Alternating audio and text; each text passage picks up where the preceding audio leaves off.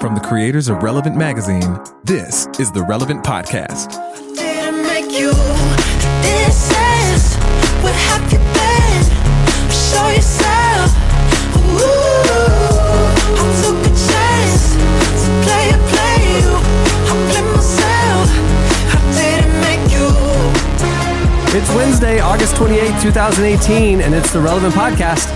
I'm your host, Cameron Strang, and here with me in our Orlando studio, flew him in for the week, That's right. Jesse Carey. That's right. We're, doing this Impact Week thing. We'll get to that. But yeah, I'm stoked to be here all week and recording in person. Over there on the ones and twos, our illustrious engineer, my brother, Chandler Strang. Hello. On the Skype line from Nashville, Tennessee, Tyler Huckabee. Howdy, everybody. And sitting in for Annie F. Downs, who is off in Scotland right now, sitting in for the entire show today, Mr. Tyler Daswick. No doubt. How are you? Doing all right. All right, so guys, this is a big week. It's Impact Week here at A lot Relevant. to talk about. What does that mean? All day, all week this week, every day, we are trying to raise money for a different awesome organization. If you remember our podcast history with raising money, a few years ago, Jesse did the Nickelback Challenge where he listened to Nickelback 24 hours a day for 7 days straight to raise money for charity water. A year later, he did Trapped in the Cage, where he watched 24 straight hours of Nicolas Cage movies and live streamed the entire thing, raised money for charity water. And this year, we are doing times 5. We are doing every day to raise money for these great organizations. Not only are we going live on Facebook, not only are we tweeting and posting and all that stuff, we are doing an endurance challenge each day this week as well. Okay, and up to now, and we'll talk about what Daz did yesterday, but up to now, we've only, risk our psychological health, like our mental health. Like we risk legitimate nervous breakdown, subjecting ourselves to that much. Nick Cage, Nickelback, and yesterday, Tyler Daswick binged Hilton Head Island from Pureflix all day. The Christian soap opera. The world's only Christian soap opera. Yesterday, on Monday this week, to raise money for feeding children everywhere, Tyler Daswick endured a marathon, an all-day marathon of Hilton Head Island. But how did it go? Before we get to what's going on right now. Because here's the thing. If I start slurring speech, I want people to know why. I can literally taste something right now. I can't see you guys right now. Cameron, you can tell me you had anybody in the studio. You can tell me Will Smith was sitting there. I can't see. Chandler, you are not only engineering today, you are literally the lifeline. Because the only person that could save us, the only person who would know, well, I guess Huckabee would know, but he's in Nashville, but the only person that would know if we all just slowly started passing out is Chandler behind the glass. Yeah. So what we're doing, so we're recording this podcast on Tuesday. Obviously, you're listening to it on Wednesday or later. The organization that we're supporting today is A21, an amazing organization founded by Christine Kane. They're doing work freeing women from trafficking and then rehabilitating them, getting them set up in a new life. And we're raising money for them. For every $2,500 that people raised or gave today, we are lighting another essential oil in the podcast studio. So essential. So to start things off, we have one of our team members is running to go buy a bunch of diffusers right now because we don't have any on hand casually, but we do have a lot of oils. And so to get things started, until she gets here, we just threw some oils in the fog machine. It was an awful idea. It's a terrible idea. We have fogged the podcast studio with eucalyptus fog. And here's the thing. I've seen, and dude, it is like pointing right at me. Like the fog machine is blasting me like square in the face. And every time another blast just came, like my nose burns a little, and I'm not even playing. Like somebody we did, people were probably watching at the time, but we talked about this on our Facebook live stream to kick off Tuesday. Yeah. And someone in the comments on that video was like, "Hey, dude, I just want to let you know I diffused too much one time. I got a bloody nose." Like, and I've been at like a friend's house. I know, dude. I can feel it coming. I might need to change into one of those relevant tees if I look like. Black. Yeah. Two things real fast, because I was on the podcast when y'all were talking about doing that. It started out as a joke, like all great ideas do. It started out as a joke, and it's one of those things where in my mind it's like, we're not going to do that. Like, this is a funny idea, but it's not actually going to happen. So first of all, it did, and that's surprising. Second of all, I think we've all been in a situation where you're like, let's try to hotbox this place, not nothing illegal, but we've all been in the situation where you try to hotbot, and then the results are very disappointing. Like you just can't quite get everything on lockdown. Yeah. You guys look like you are in like the aftermath of a World War II movie. Like there's smoke, like you're like every now and then it kind of parts, and I see one of your faces, like tears coming down your face. I am really surprised. I'm impressed. I'm disappointed for a reason I can't quite figure out. I think this to because I think I'm going to miss you guys when you're dead, because this is legal. You're not going to survive this. Well, here's the thing. I've been at a friend's house who they or their wife or something is like diffusing oils, you know, and I've seen like the tiny droplets that they put into the diffuser. Cameron was like, "Hey, I think this is how much goes in a fog machine," and just dumped like a vial of it in there. Like we are breathing right now pure concentrated essential oil. I put in eucalyptus. So here's the box. It should help with. I don't know. Hey, I mean, to speak for the product, I've never been more relaxed. I have a real talk question. It refreshes the mind and rejuvenates the senses. Okay. Real talk. Are there smoke detectors in here? I'm sure there are. Okay. We might need to be cautious of that, because I know for a fact that fog in concentrated amounts can set. One time in college, he was a really heavy sleeper. It was like a joke in the dorm. And we put a fog machine in his room in the middle of the night and fogged up his room while he was sleeping, in a very small dorm room space. And it set off the smoke alarms in the dorm. So, okay. You checked it. Yeah. You took the batteries out or something. Okay, good. So we're fine there. If we're evacuated, it'll be for medical reasons, not fire ones. Right. Okay. Right. Good.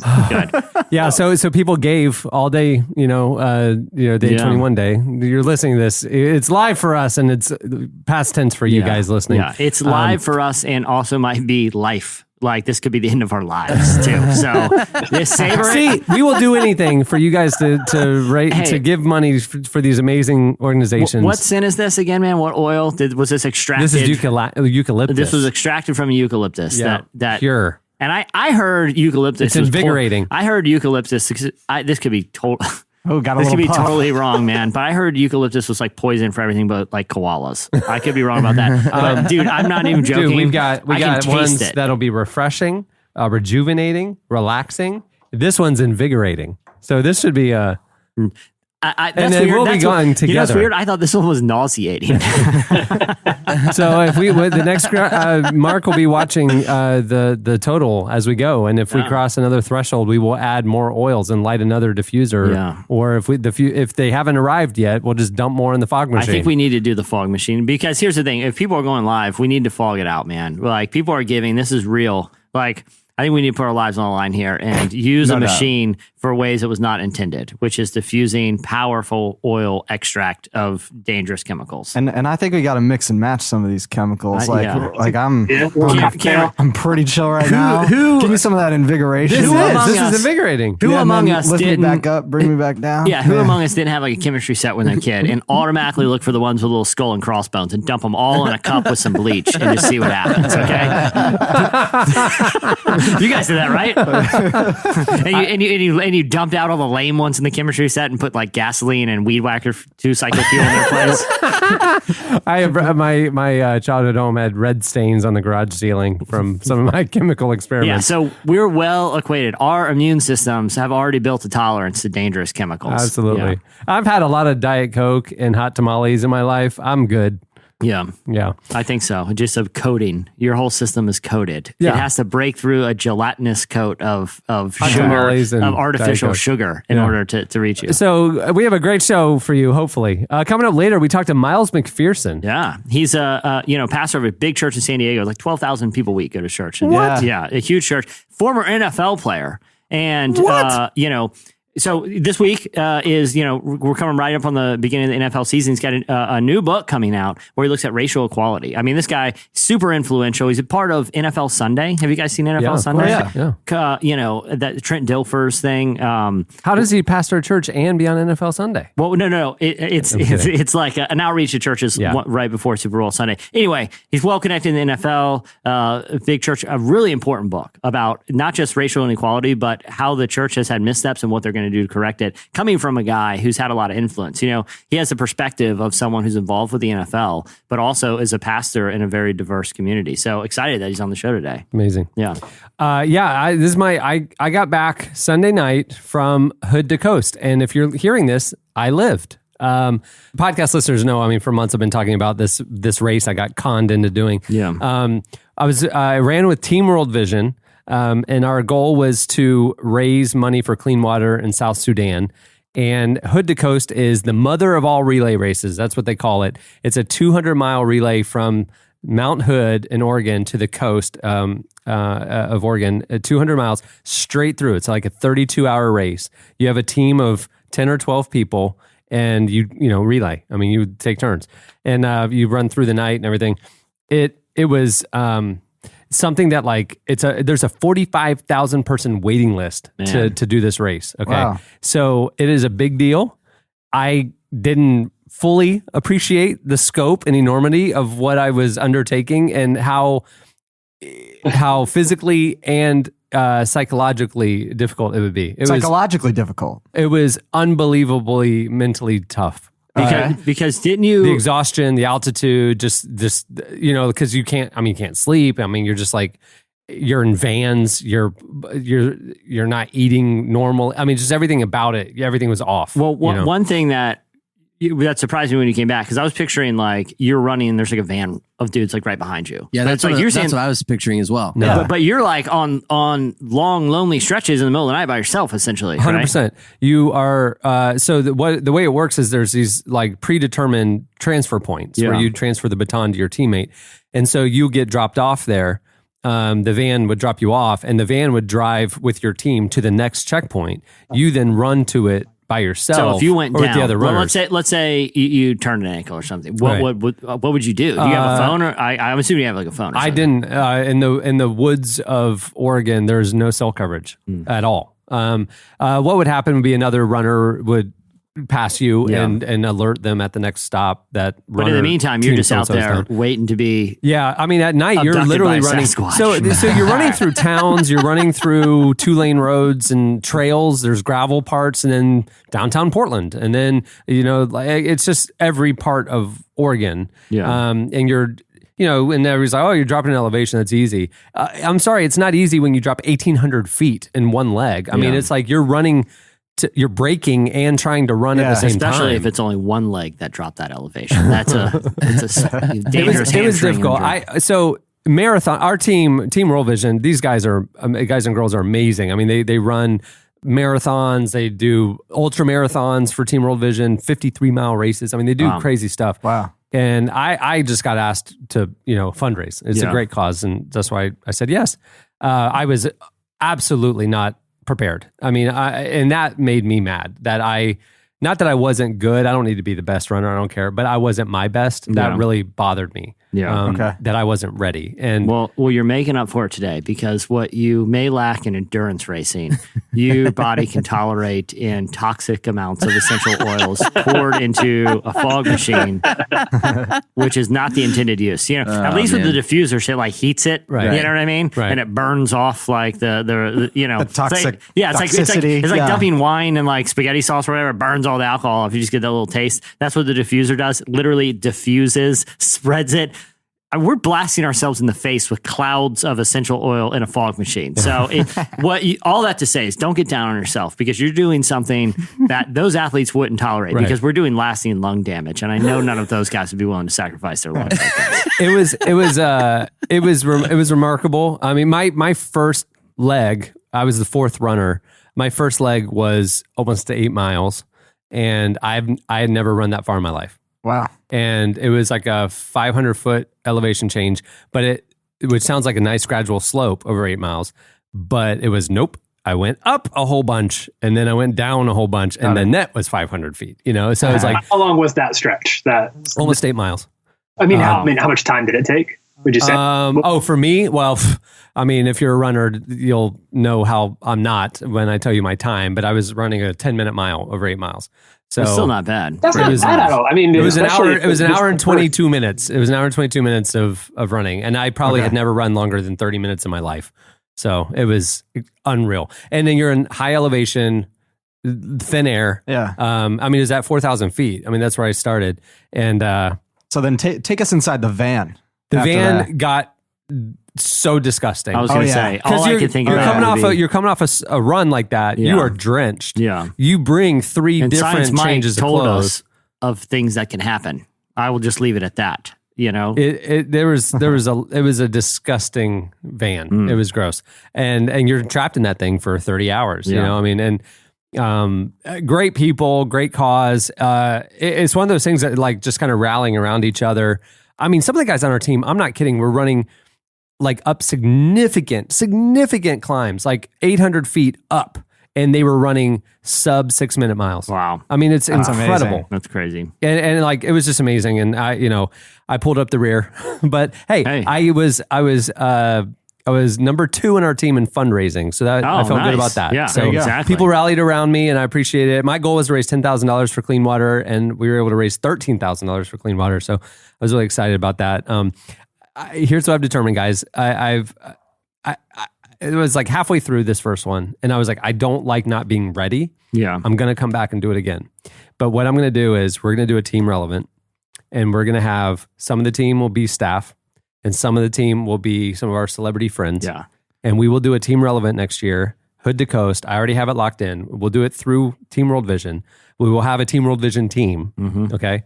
And we will raise money for clean water for South Sudan.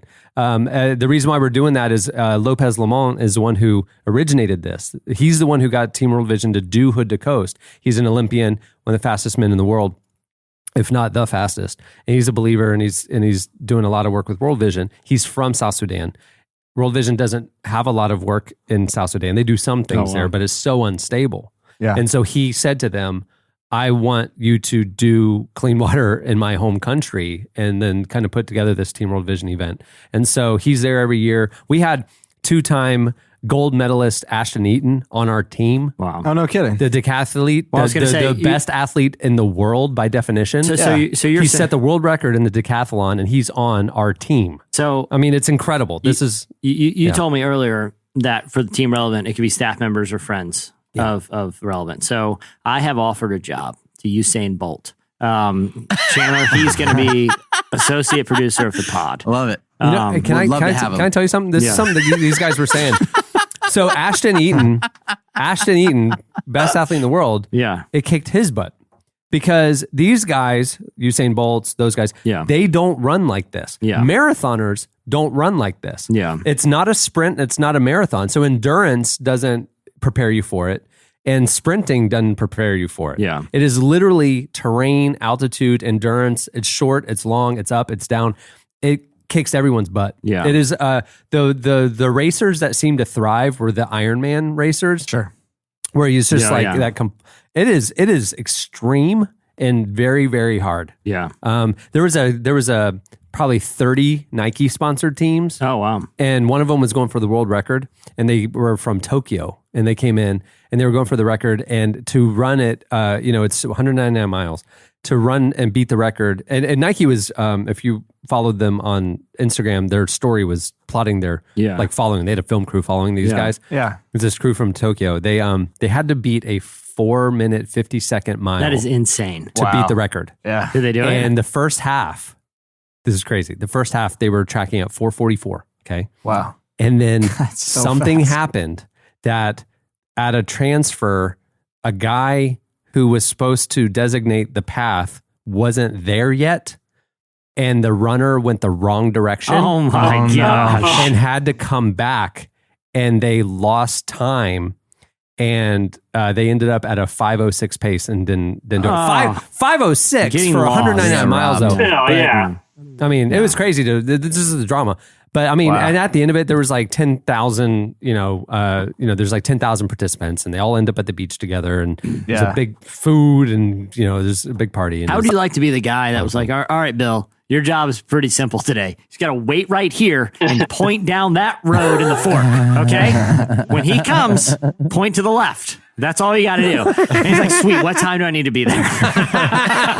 And Bill's like at his house that morning, like making his coffee. He like looks at his watch and then he just stares straight at it. It's like that picture of that rabbit, that meme. You know what I mean? That rabbit's wearing the suit and he's sitting at the breakfast table and he's got a newspaper. He's looking straight ahead and he's just like, I was supposed to pick up Daryl today. Like, Daryl's at the airport. That was Bill's day. Like, and so that runner gets to the fork. He's like, where's Bill? It's 50-50. I'm going right.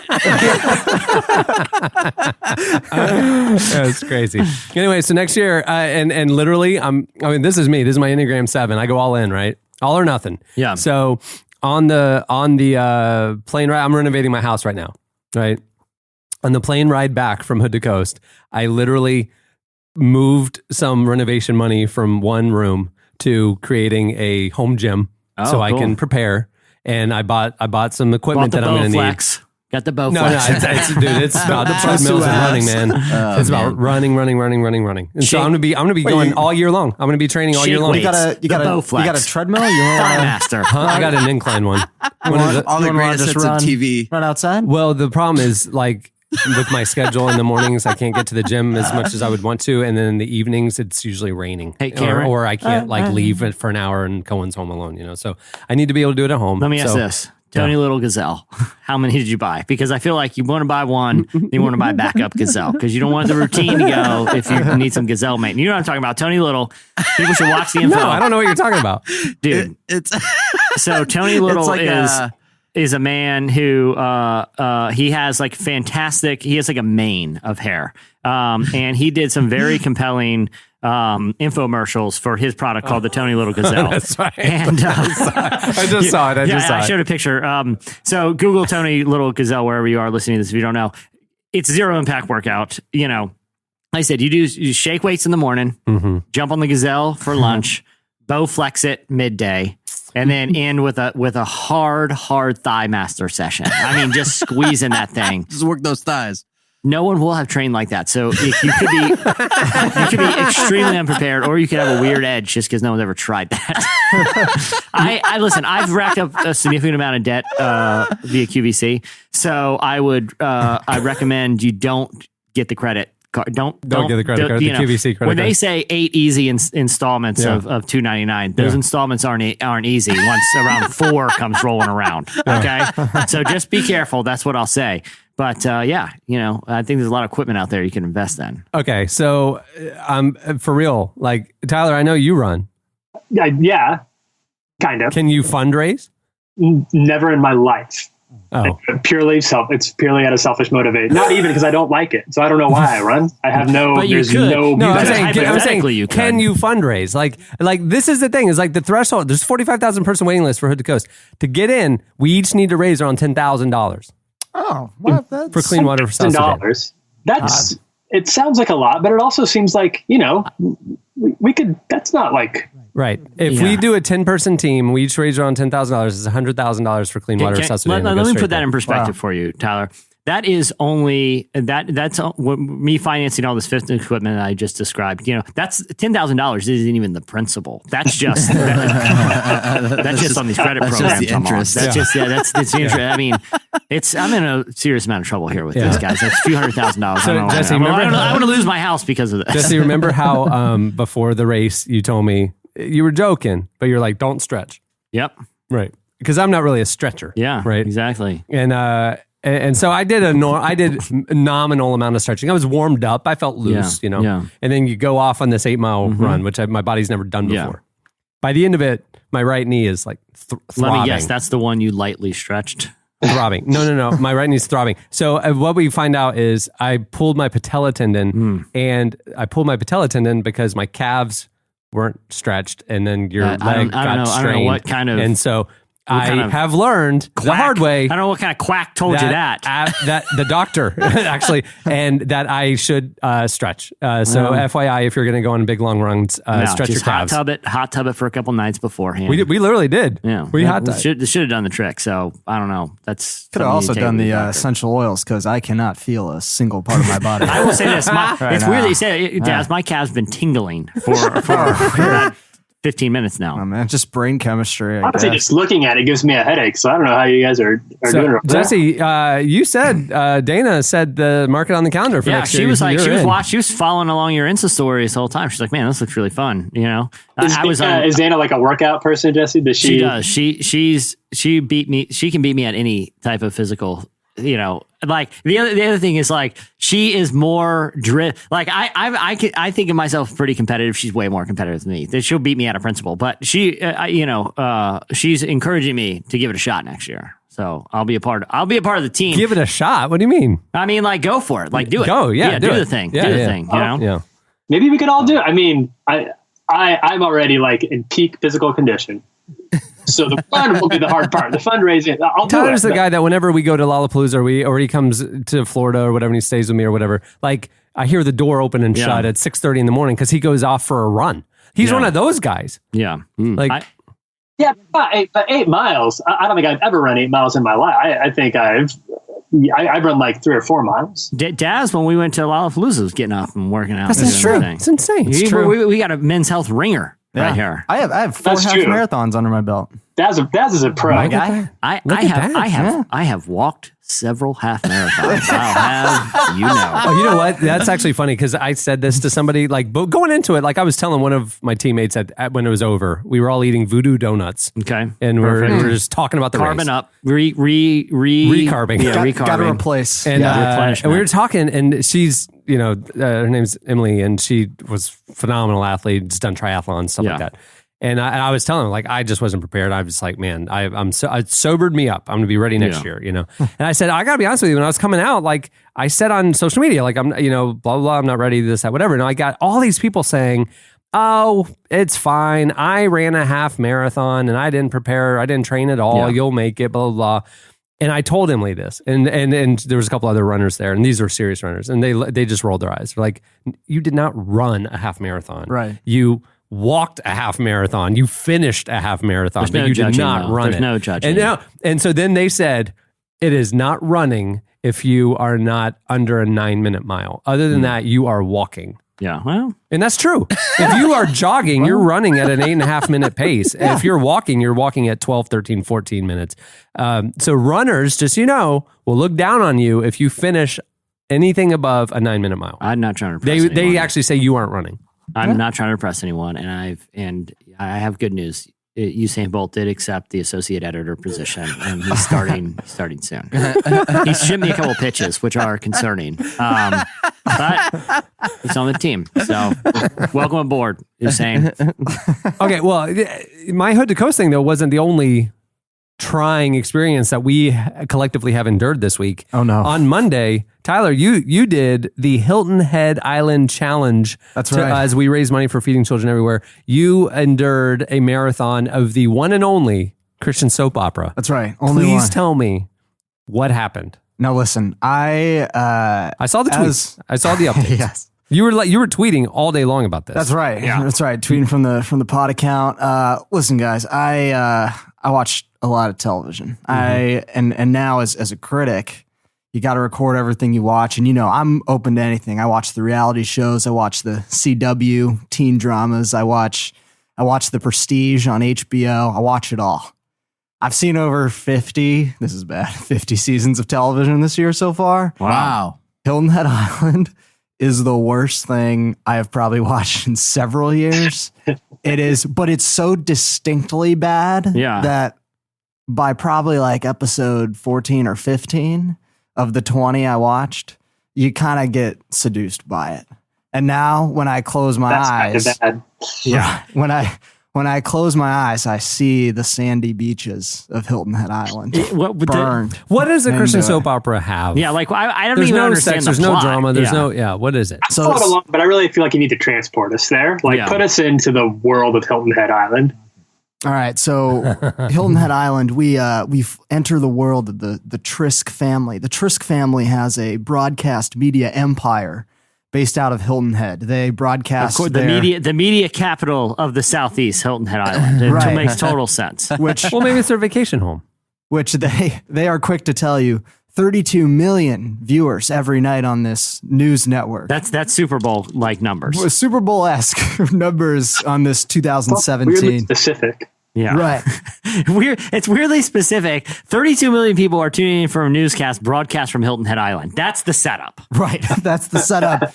And within minutes of the pilot, the patriarch of the Trisk family has a stroke on air. And now there is a bunch of familial infighting to who will get the prime anchor spot on this high-profile news network. I have a question. Yeah. What makes it a Christian soap opera? Yeah, are there faith themes throughout? Like, because if I were to make a Christian soap opera, I would make it set in like a church scandal or something. Well, because they marketed it that's as a Christian soap opera. Yeah. Well, it's clean, but as characters advise other characters, no, there's no church to be found. Although there is a pastor who has a close relationship to the Trisk family, and he happens to make all of their business decisions. So there are several scenes in which like the mom will be like, hey, we're going to fire this news anchor. And the pastor's like, oh, I'll let her know. And then he goes and he just fires her. I wish my pastor would do that for me. That's amazing. Great. He's like a henchman. Hey, listen, Pastor Rick, I got a little HR situation. Wondering if you could come on down and get you some layoffs. It's going to be pretty tough, but maybe let him know. Let him know. Yeah. That could be the relevant, like, instead of putting you at the pastor, we can say, like, time to go talk to the pastor. You know what else I loved about I walked by and did some live in-game interviews with you, Daz, and it was on in the background. I couldn't hear it, but I could see it. It was, they had a very odd use of green screen. It was like scenes that could have easily been shot inside a living room. For like green screen living room. Right, so like, why didn't you just shoot this in a living room? Like, I understand you might not have the budget for a soundstage, sure, but I mean, they definitely work in with green production. screened a living room. So nothing on this show was shot on location. So there's like they do like the beaches and like the boats and the docks, like the establishing shots, but it's stock footage. They use the same stuff, and they were actually like they'll show like the outside of their kind of mansion. And I was like, oh, that's a tourist mansion. I've actually been to it. It's in Savannah, Georgia. Like, they were like prime vacation spots. I was like, oh, I've been there. And like, but the rest it's just other stock than photos. You know what's funny too? They showed the castle. It was actually just the one from Disney. The stock footage of the establishing shots. Because again, I would kind of look at it out of the corner of my eye throughout the day. I mean, Bravo shows do that. I mean, but the quality this is the same was one every episode. It's the same yacht driving by the marina every time they go to the marina. That yacht is just on a loop on the show. But the other thing is the quality is like 1,000 times better on the establishing shots than the grainy digital interiors that are poorly lit. Like, the establishing shot was clearly shot by a production house and just sold. You know what I mean? But the interior shots, it's like, okay, it's very poorly lit. The audio's off. And why are they in a green screen coffee shop instead of just shooting at a coffee shop? So, wow, that's crazy. Well, I mean, on location, it costs a lot of money. You got to take a crew and everything. A living room? Like this isn't a Marvel movie. Okay, we're not shooting the Avengers where they're in a green screen warehouse and I gotta put in an Thanos wiping out this is set bedside. You know what I mean? Scene bedside, and it's like, okay, he's clearly in a bed, but that bed is sitting in front of a green wall. Why didn't they just have a bed in like a painted room? So again, what makes it a Christian soap opera? They marketed it as the world's first Christian soap opera. It's one of those things where it's mostly that there's just nothing explicitly not Christian about it. Right. Yeah, so it's like clean. Kind of like how Switchfoot became Christian. It's like, well, they don't swear. They're just Christians in a TV show. Yeah. So I mean, like, why didn't they just say the world's first clean soap opera? I mean, if it doesn't have faith themes in it, that's really strange. Because to me. when someone's daughter is kidnapped in Boston due to an illicit online relationship, oh no, oh man, we don't know how to handle this situation. Here's how I'll advise you. Boom, Bible verse. Boom, scripture reference. And so they'll incorporate some of those elements. But they weren't Christian characters, or they weren't church-going people, but they would drop Bible knowledge? I didn't see a church man, but no, people talk about, I don't need facts. I have faith. And you're like, I didn't say that. Yeah, I think that's the Republican Party tagline. Yeah, there's some vaguely political undertones. Truth too, isn't which is truth. pretty Yeah. strange. Yeah. Yeah, That's crazy. So Facts, you man. endured it all day as people gave money to feeding children everywhere. So we appreciate your Yeah, sacrifice for the nice greater work, good, man. Daz. Thanks, man. That's so again, on a scale of 1 to 10, on the Dazzle Do It critical evaluation, 10 being incredible cinema, Breaking Bad, whatever, all-time cinema, 1 being worst show ever made. Where does Hilton Head Island fall? It's got to be a 0.5. Wow. Wow, that's low. Wow. And the reason it's not a 0 is because the amount of effort that the guy put into acting out what it's like to have a stroke on camera really went all in. How was the performance of Antonio Sabato Jr.? His Antonio Sabato Jr. He gets his check. We'll say that. But Kind of like the Nicolas He earned Cage his in keep. Left He earned his Behind, keep. where he Yeah. just like showed up for 2 days, shot his scenes, and Yeah. that's right. That's right. Antonio, I need you to stand beside this bed he's like, why is it in front of a green screen? Is this bed like floating through space? Like, what's happening behind this bed? Are we this bed in the jungle? No, it's a bedroom. He's like, well, why don't we just film it in a bedroom? Antonio, here's the check. Just read your lines, pal. Do I need to memorize my lines? No. And this is actually the guarantee they did this. Do I need to memorize my lines? No. We'll actually hold them up behind the camera and you can look a little off SNL center style. and No just way. read them. Dave Like SNL Dave this Letterman. thing? Like, Seriously it's did. like what Dave Letterman did with Biff. Wow. They actually hired Biff. They cue carded the script. Wow. Yeah, it's Wow. unbelievable. That's hilarious. Well, thank you for enduring it. It's for a good cause, just like our being smoked out with oranges now. Yeah.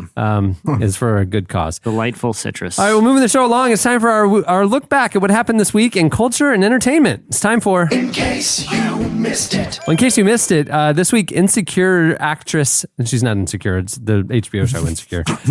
Insecure's insecure actress. She's Go through a tough time right Yvonne now. Orji explained how faith helps her overcome a desperate time in her career. So Yvonne plays Molly in the hit HBO show, but before getting her big break, she struggled with rejection. She recently told the Jesus and Jollof podcast from Nigeria. Nigeria, because she's a Nigerian American. Yep. Yeah. She said, I was literally looking depression in the face. I could have let it take me out, but I was just like, God, I've done everything as right as I could. She also explained that in her early days trying to break into Hollywood, she was completely broke. I said, God, if you want me to volunteer at the church, I need gas money. And there was some times where I only had enough money to get to church or to get to the Bible study. I was like, God, somebody is going to have to bless me with money to get back.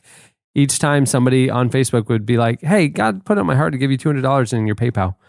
Yvonne has previously been vocal about her Christian faith and her commitment to abstinence before marriage, which is ironic because her character is the opposite of that. She told People magazine, before any of the fame happened, I sat down with myself and with God and thought, when I make it, how do you want me to represent you while I'm here? I was like, okay, I know why I'm here. It's to make you, capital Y, proud. It's interesting because of Insecure. And this isn't me being judgmental. I'm just saying it is interesting that someone who has kind of made her platform very vocal about purity.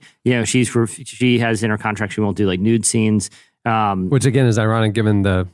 That's what I mean. Character. And given the nature of the show itself. Again, I'm not making any sort of moral judgment. I'm just saying. Although her season 1, she was the promiscuous friend. It seems like in later seasons of Insecure, her character has evolved probably past that. Yeah. And Issa's character kind of went more that direction. But yeah, that's really true. I do feel like the show has a pretty, it doesn't give a very rosy view for all its depictions of of some things that aren't necessarily, they're a little bit taboo within the worlds that we grew up in. It's definitely not, it doesn't give a glowing review to any of those things. It shows a lot of the destructive fallout of the destruction and emptiness. And it's true. And I think it takes that kind of nuance to, as a viewer of these types of things, you have to have sort of a nuanced approach when you're, looking at pieces of culture like this. You have to give it a fair shot and look at the arc of over a season, because there are plenty of shows where early on, even a show, we're kind of mentioning off mic, we're chatting about shows like Ozark and Breaking Bad, where they seem to almost glamorize at first these, kind of criminal enterprises. But a lot of the shows ultimately show the slippery slope of morality. If you let these things enter your life, it'll destroy everyone around you and everything in your life. But if you don't, Breaking Bad really pulled the master class in that by making it look in the early seasons really appealing to be somebody like Walter White or Don Draper, and how cool they were. And, they were like kind of rebels, and you felt kind of, if you were a Christian, maybe you felt kind of bad for watching it. But then as the seasons progressed, you see the decisions that these guys make literally ruin their lives in a way that was extremely biblical, I would say, and really, really compelling. Yeah. And I think Insecure falls into that category, not as in quite as dramatic fashion. The girls aren't like, they're not literally having their families drug murdered. empire, but it's much more relatable for that. Yeah. But I think it takes that kind of nuanced fairness to give it, to really let the arc play out before you cast kind of judgment on it. Uh-huh. In case you missed it, you guys know I'm a big Apple Music fan. Yeah. Yes. And this week, Beats One premiered Lauren Daigle's new single, Look Up Child, on Zane Lowe's show as his world record on Monday. I couldn't... What Zane Lowe is probably one of the most influential music curators around. He might be the number one. Yeah, he is the guy who's kind of he leads Apple Music. Apple Music is highly influential. And every day he'll pick a world record, which, he will debut a major new artist or a major new single from an artist. I mean, this is the A level of the A level. He debuted Lauren Daigle's new single, Look Up Child. It's the title track off her brand new album. Here is a clip of Look Up Child. I hear you say, look up, child. Hey, look up, child. Hey, look up, child. Hey, look up, child. Hey. When I first heard a clip of Lauren Daigle's new album, I honestly, it was like on in the background somewhere where I was, and I was like, is this Amy Winehouse? She has like this really soulful, so distinct. Yeah, she's really kind of channeling a new type of vibe. This record, Ever since she performed live in our studio, it's really been on. She's been on the upper trajectory. I think Zane Lowe saw that, and he said, "We got a world record artist." And it's like he's been in that studio. I'm going to get her in my studio. I'll get her in mine after, obviously. So what you're saying is he's looking to relevant podcasts. A lot of people say he's the gatekeeper. I say we're the gatekeeper's gatekeeper. I don't want to. He gatekeeps the gatekeeper. Like he doesn't just keep from the masses. There's got to be a buzz. Exactly. So he knows he's watching. But I can't remember because I was looking through some other relatively recent world. Because the other thing is like the world record artists, they get put on like Zane Lowe's top 50 songs playlist that is looked at as like, this is like Cameron, I know you're a big fan. But I can't remember a lot of like artists who are, Lauren Daigle. I mean, we saw her open for Hillsong, right? Yeah. Who are openly Christian, not just artists who she's a worship artist. That's what I'm saying. Yeah. Like I can't think of any that Zane Lowe has given that platform like to. A worship artist. Yeah, exactly.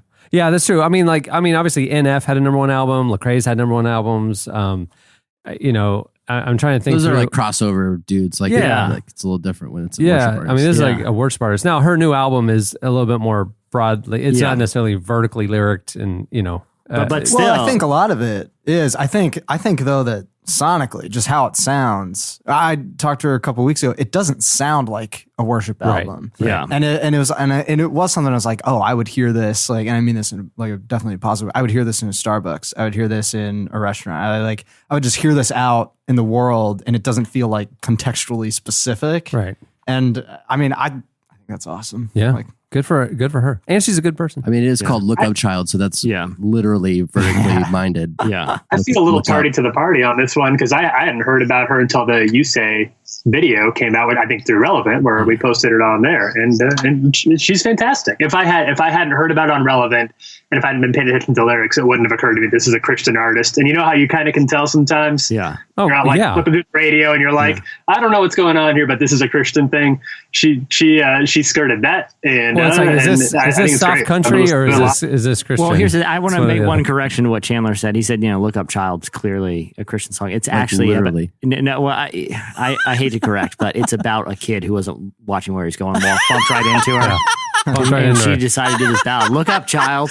You bumped right into me. Stop looking at your phone. Look up. They're at their phones. It's a message to the youth. It's a message to today's youth. But see, that's interesting that you interpret it that way. It's an inspirational thing. Like, hey, seriously, you bumped right into me. I took it as like somebody said, I can't find the definition of immature. And she said, well, look up child. Look up child. Yeah, exactly. And so the person Child's in said quotes. that. Yeah, it's so I thought it was about your picture will be right there, pal. There's what? Yeah, it was a burn. It was a sick burn. It's a sick burn.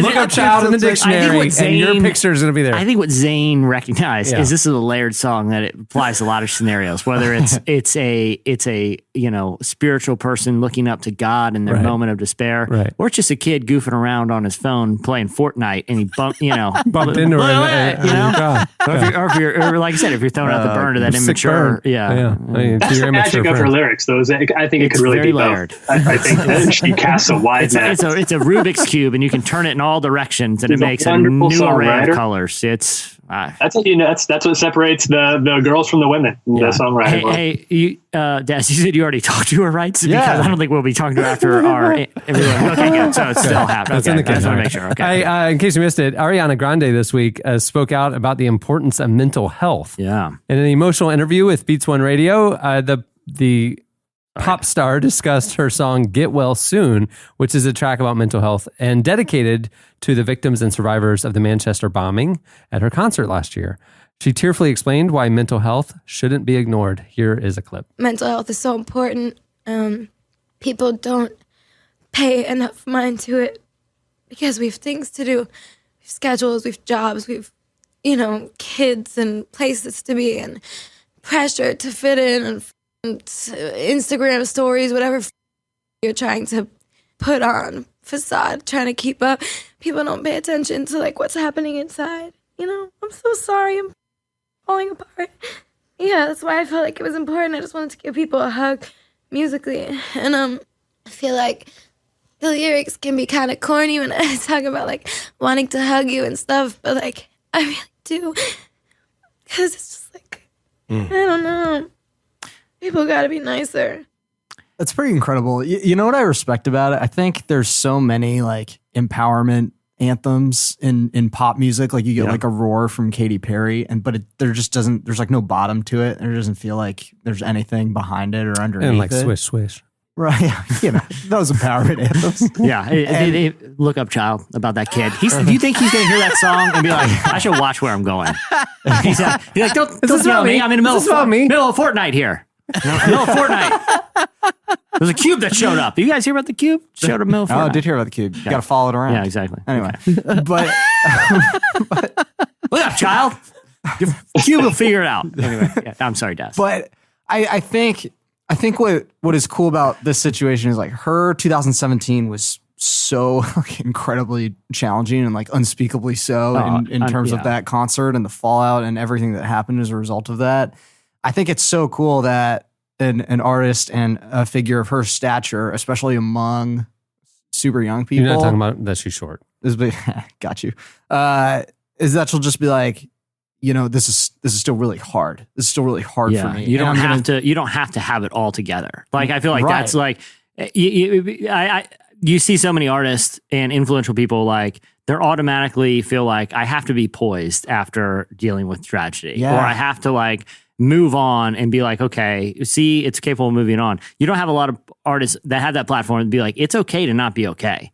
You're allowed to be upset and you're allowed to deal with stuff. And I feel like that, that's a hard, just listening to that minute-long clip, that's a hard thing to listen to. It's a hard thing to hear anyone much, it doesn't matter their celebrity status, crying, Yeah. But I think that whole concept of that's fine. You know what I mean? Be okay. She mentioned the Instagram story thing. You don't always have to be Instagram ready. You don't always have to have I don't know what to say. You know what I mean? It's okay to be vulnerable and be upset instead of just acting like everything's fine. And I think good for her, man. You know? And you can still anything else would have felt fake, I think, because what she endured with what happened in Manchester, there's no playbook for that. There's no in the platitudes that could have easily come out of that she was, I would have to imagine, counseled to say just wouldn't feel right. So at some point throwing up your hands and saying, I don't know what to say, I don't know how to respond to this, was the only honest human emotion that we could expect from her.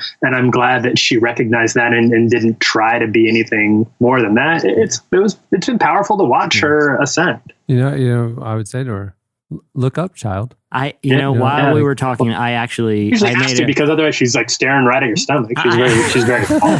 She's very small. Something occurred to me, and I think I need to air it out about Look Up Child. Yeah. Lauren Daigle was here. When was she formed in the studio? A few months back. Oh, no. It was like a year and a half. Okay, a year and a half. Perfect. That underscores my point. Right around the time, it takes a long time to get an album written and ready. Definitely writing this song at that time. At that time, she was before writing conceptualizing this record. Definitely. Visited the studio.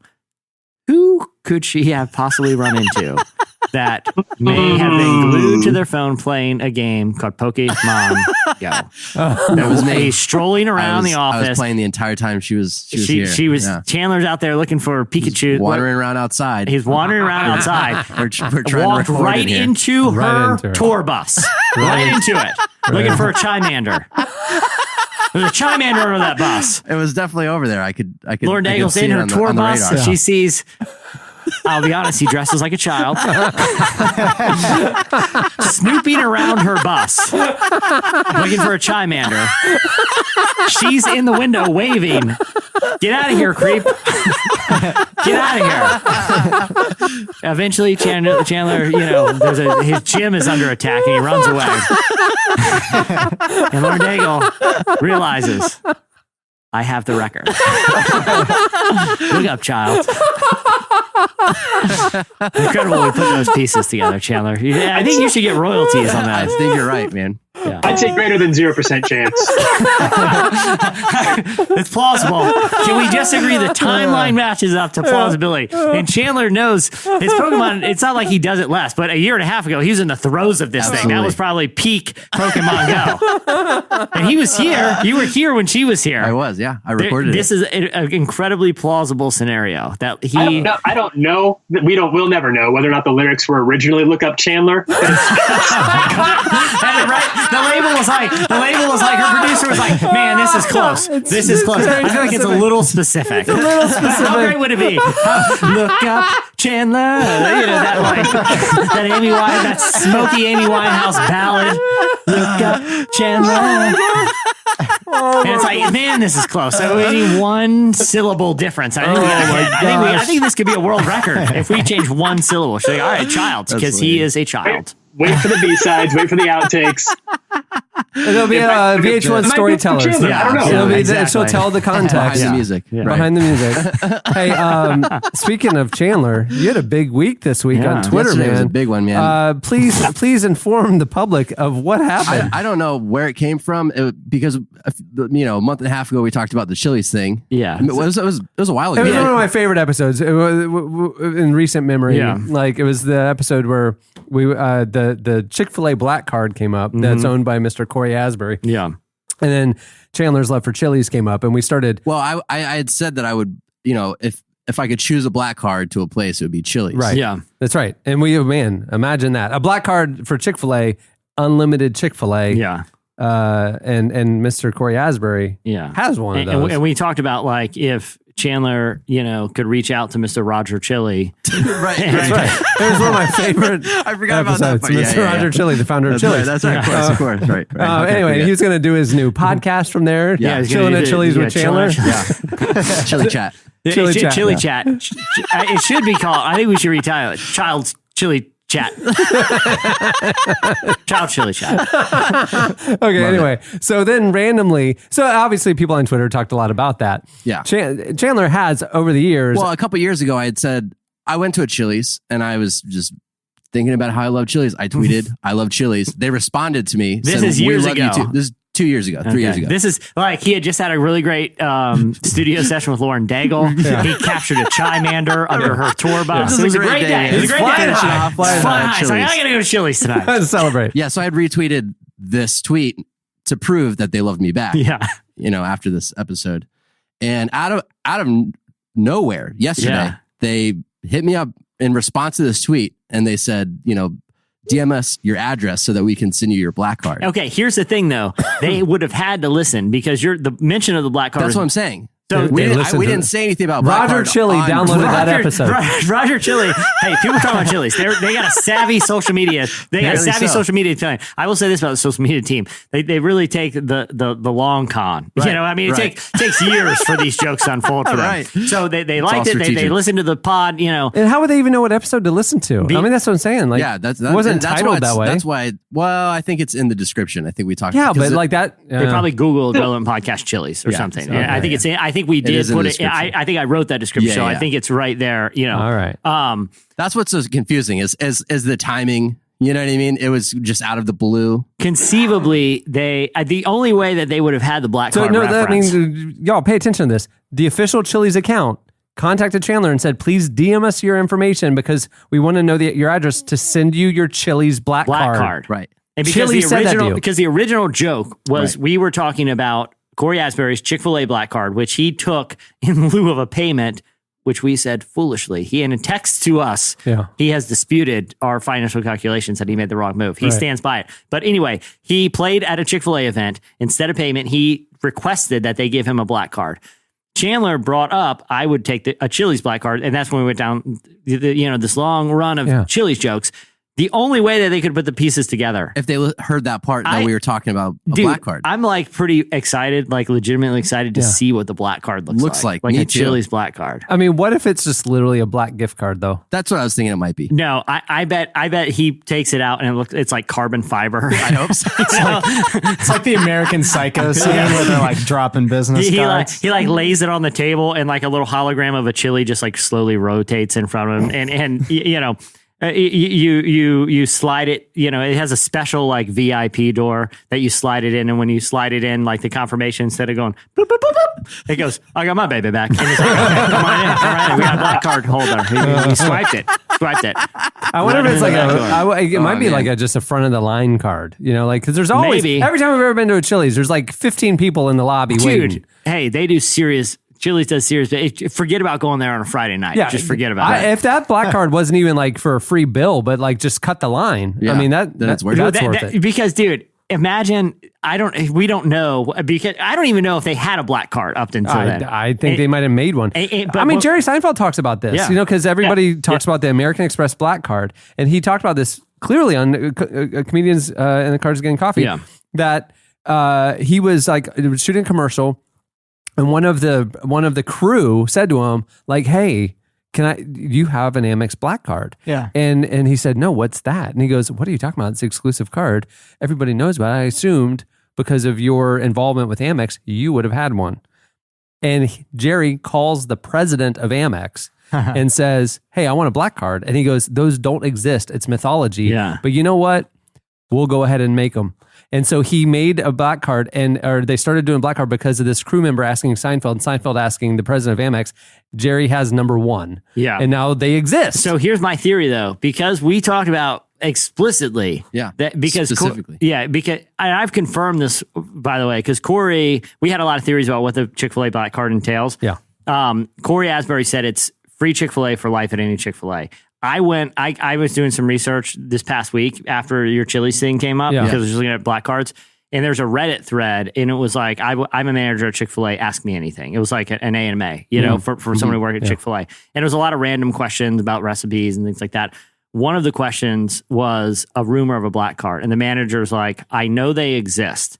And it entitles the person holding it to get free meal at any Chick-fil-A unlimited. He's like, I've never seen one, but when you're in Chick-fil-A management, you hear about it. But who else has those? But there are, I've seen them online where like a radio station DJ got one. Yeah. And it said specifically, it was a Chick-fil-A black card, and it said for Dallas for a year. Yeah. Well, and it's like the franchise owners or something. But either way, like if let's say like they haven't existed for Chili's up until Chili's wanted in on this, and they're getting. Right. We're talking about Chili's. They're winning, dude. That's all I'm saying. I'm putting Chili's back in the description of this, so that they download Chili's. You're getting your money's worth. Absolutely. So give this man what the black card should be, which is unlimited Chili's. Yeah. And like we've given you, whatever Chandler's lifetime Chili's consumption is. we've given you enough airtime that you paid for it. So give this man the black card like we theorized in the show, which they might do. Well, if you're handing them out, there's other people in here too. I would definitely let you guys know. This is the first time that I'm going to really get a perk from doing this. So if I could leverage it into anything, it would perk other than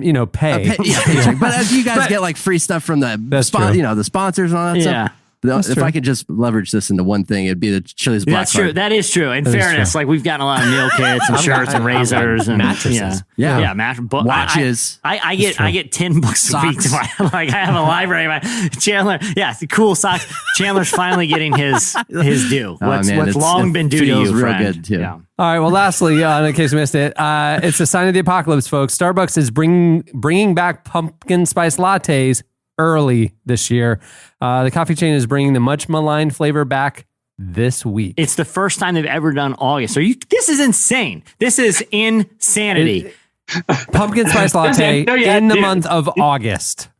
When is it usually coming in? Or like it's a October? fall thing. October. Yeah.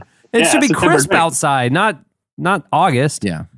Huck, do you have any thoughts on this? You look very incredulous right now. Not really. I'm surprised that I want to hear your thoughts on it because you seem like really. What is the point? You made it sound like they're talking about like blood coming from the sky and babies having babies. It's okay.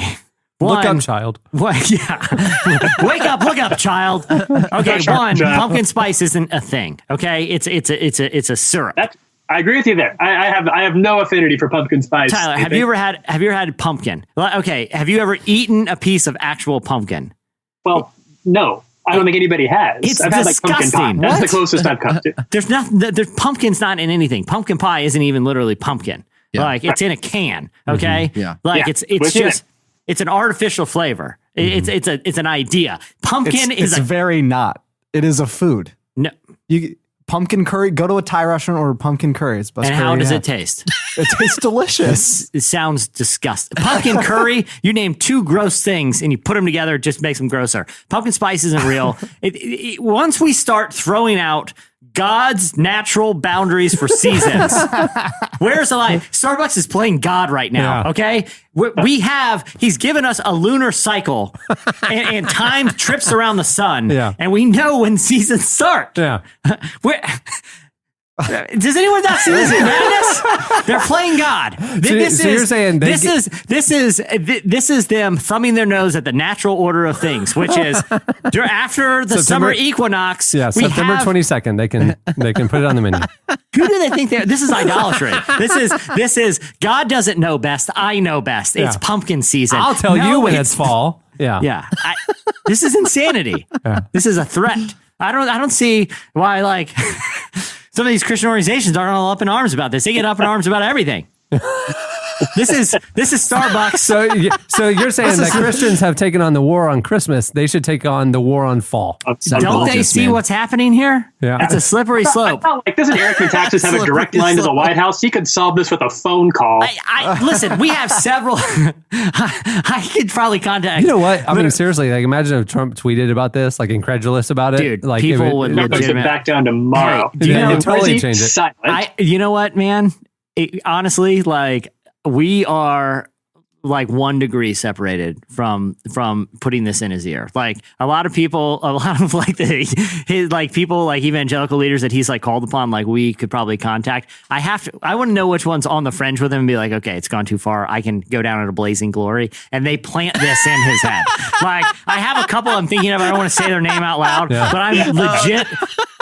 I mean, there are people that probably could reach him. That'd be hilarious. You know? And I can think of a couple right now that I could name. I probably shouldn't, but We can do this. We could change. If we wanted to affect change, and there's a lot of causes, you know, and we talk about this a lot. Cause exhaustion. Like how can we take on every possible thing going on in the world? We can't do it all. But this one is kind of achievable. I like that it's a medium-sized bar to clear. Okay, here's the thing. I know there is. I guess I should say the organization because they're the ones they do the Christmas naughty list. Okay, there's a group called the American Family Association. Every December, they publish the naughty list. No, they don't. And you would think, the naughty list is this companies that employ child labor? Is this companies who the things that are actually bad, right. who have terrible environmental records and are destroying God's creation with ignoring environmental restrictions by working overseas? No. This is companies who refuse to directly say Merry Christmas in their signage and catalogs. And so they have what they call the naughty list, and they document all like the department stores. And this is true, man. You can go look it up. And they update it every year. And it's for people who refuse to use the word Christmas or use a variation of it. So some of their signage will say Happy Holidays. So they will grade them. I honestly want to send set up like a burner email account and email the American Family Association and be like, do you guys hear what's happening at the seasons thing with Starbucks? They're playing God over here. This is a slap in the face. This is a slap in the face to people that believe on day 4 of creation, 850 years ago, that God ordained this time of year to be fall. Who do they think they are? We need to get this rolling. I'm legit going to draft that email. And just see. I'm just curious what the response is going to be. I'm just curious. Oh, man. I'm going to do it. I'm going to do it. Give them more issues. All right. Well, that'll do it for In Case You Missed It. Stay tuned. Up next, Miles McPherson joins us. To subject line, the fall of modern society. The fall? The fall. The fall of man. It's going to be called the fall of man, ... again. The second fall. No, it's going to be called. Here's what it's going to be called. The second fall of Adam. Because this is them building a second fall. And, this is 2 falls. They're rewriting theology here. The second fall of Adam. Subject line, alert. Oh, man. Call President Trump now. All right, we're going to say Merry Christmas again. I guarantee it. That's it. In case you missed it, stay tuned. Up next, Miles McPherson joins us. He campaigned on that.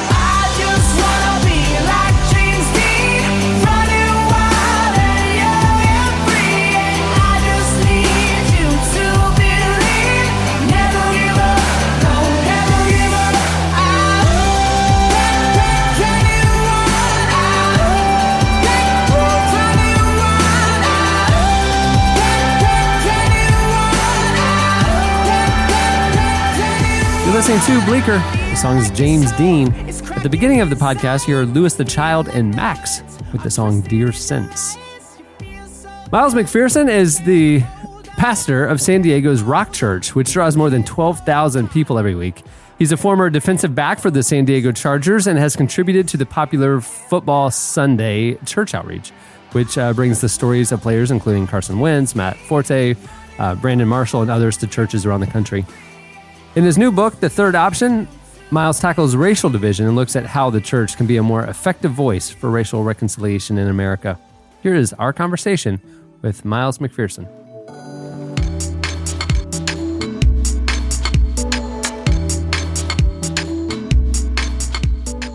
Something that obviously you are speaking a lot about and writing a lot about and teaching a lot about is this idea of racial division and racial division within the country, but also in the church. And I think there are some people who would say that on its face, racial division is not a church issue. And so I'm wondering how you would respond to that. Yeah, I think the book is not about racial division as much as racial unity. How can we come together and the racial division in the culture permeates every part of culture, and 97% of churches are segregated. So if you go to a church on Sunday, it's going to be 80% plus of one ethnicity. It's going to look very similar and monolithic. So people who say that probably, I don't know who those people are, but anybody who goes to any church, most churches, 97%, you're going to see pretty much everybody looks the same. There's some reasons for that are, natural and understandable, but then there's some reasons that are not. So this book is about how can we honor one another. Racism and the cloud of racism, the fear, the hurt, the anger has stirred up division, and the inability for us to honor each other has made the image of God. And so this book is about giving people tools on how they can understand how they can be racially offensive or insensitive, and how they can be more honoring. And so how I would respond to people who say that is I would just tell them to go to church and look around. I don't know how. I don't know who those people are and what they're basing that on. So, yeah, I feel like there's obviously a reason, an important reason this book is coming out right now. I feel like this is something people are engaging with a lot and thinking about a lot on one side or another. How have you seen the interactions with racial unity change, specifically over the last few years for someone in your position? I think the division in the culture has gotten so, people have become so vocal that I've seen more whites be very intentional about talking about diversity. I think that's probably the biggest difference I've seen, which is very encouraging. I've spent, all my life having discussions with people, and a lot of times you get pushback because people don't want to be called a racist. But I think the big aha for me in writing this book, and I think for you people listening right now, this is the $1 million nugget. If this book says anything to anybody, is that you can be racially offensive and not be a racist. There are things we say we don't know that are insensitive, or you say things that are really just pretty benign, but people take it wrong.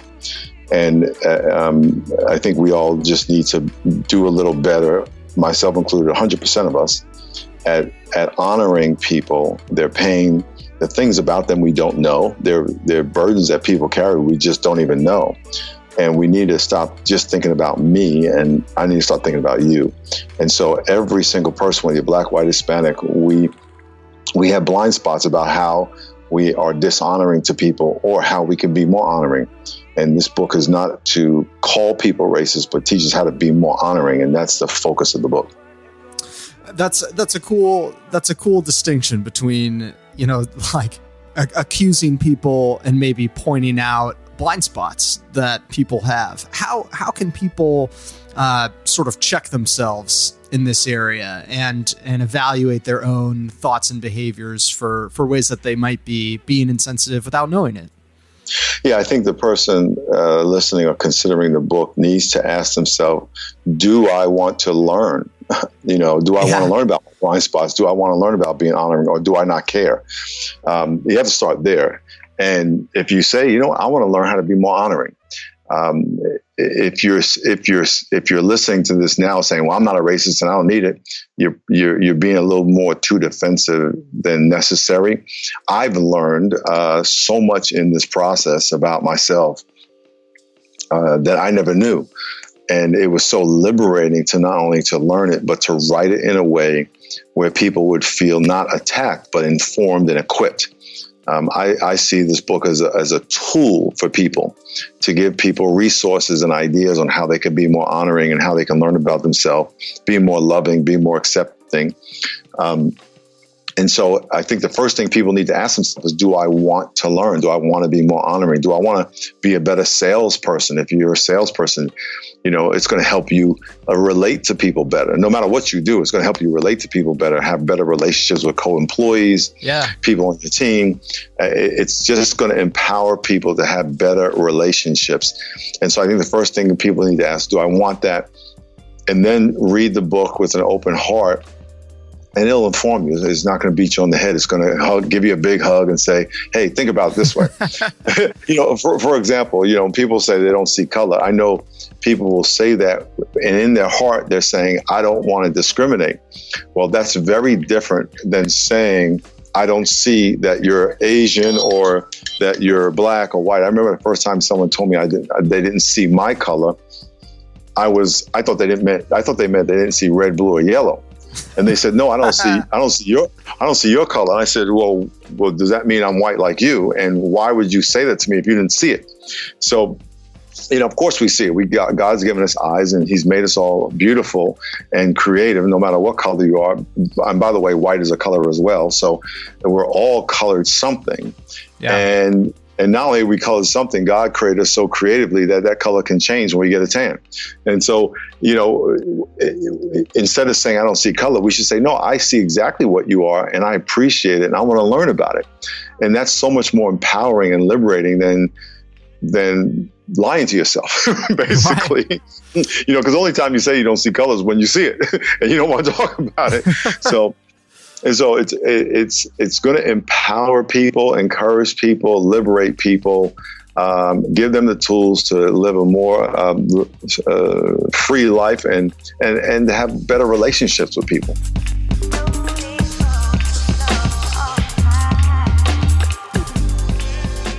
That was Miles McPherson. Make sure to check out his new book, The Third Option. It's out now.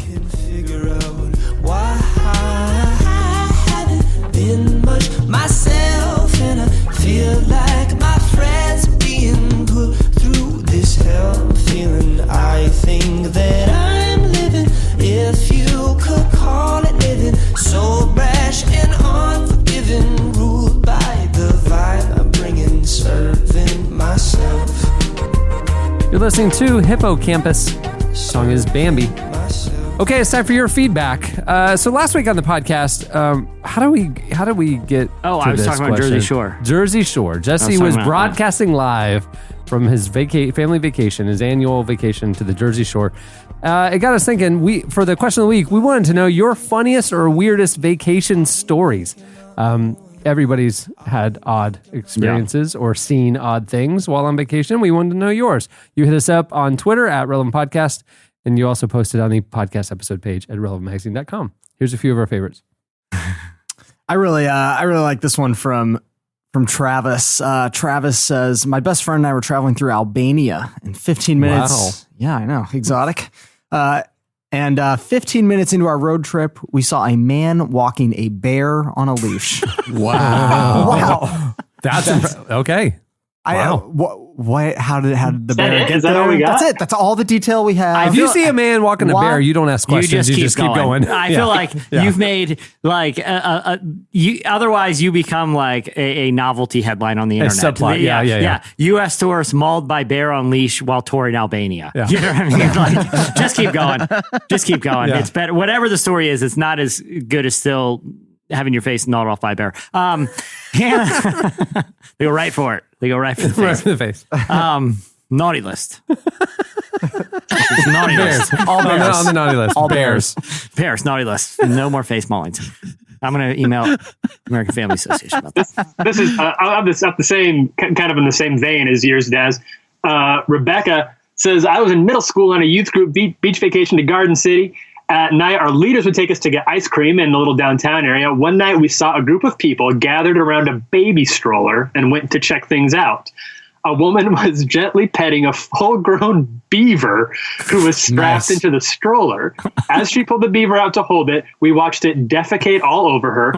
This seemed to be a normal occurrence since the woman was completely unfazed. It was the weirdest thing I've ever seen on vacation. Okay, so a beaver in a stroller. I feel like Animal Pet 101. Yeah. And we talked about chicken diapers a few weeks ago. And anyone who's ever seen anyone who owns a chimpanzee or large monkey knows diapers you got to have. Yeah. You know, I've never seen a non-diapered pet ape. How do you diaper a beaver, though? They got the big tail. Got a big tail. Yeah. It is. That's not my problem. I don't have a beaver defecating on me. That's her problem. I'm just saying. It's for her to figure out. Yeah, exactly. I don't know. Good question. I'm not a beaver owner. I don't push one around a stroller. Have you all noticed that the essential oils have affected Jesse's demeanor? Yeah, man, this is a weird episode, and I like it. Dude, I was getting blasted point blank in the face. It's either the oils or it's that Annie's not here, and we're just kind of going off the rails it's the oils, man. It's affecting all of us, man. Blasted. Okay. Tyler's basically taking a nap in a corner. He's over here chilling. Yeah. I'm loopy. Jesse's you shot me with invigorating lavender into the nostrils. I've never seen you more fired up. It's really funny. So eucalyptus, ladies and gentlemen, that's what fires up Jesse Carey. Now we know. Before you go for any like long run or like a boxing match or something like that, just I'm gonna sniff go some eucalyptus. After this, I'm going to write issue 96. It's going to be a weird one. But it'll be done by tomorrow. It'll be the cover story, The Naughty List 2018. The fall of May. Yeah. That's the cover. Yeah. It's a pumpkin with a line through it, you know. Okay. Hannah Turner on Twitter said she was on vacation in Gulf Shores. Is that Florida or is that? Sounds like it. Maybe Mississippi? Panhandle. Yeah, it's somewhere out there. It's somewhere in the Gulf. Yeah, Gulf Shores, a fair Mississippi, bet. I think. Yeah. She's driving down the highway, and a man walked out to get his newspaper. His house is on the newspaper. He walked out to get it.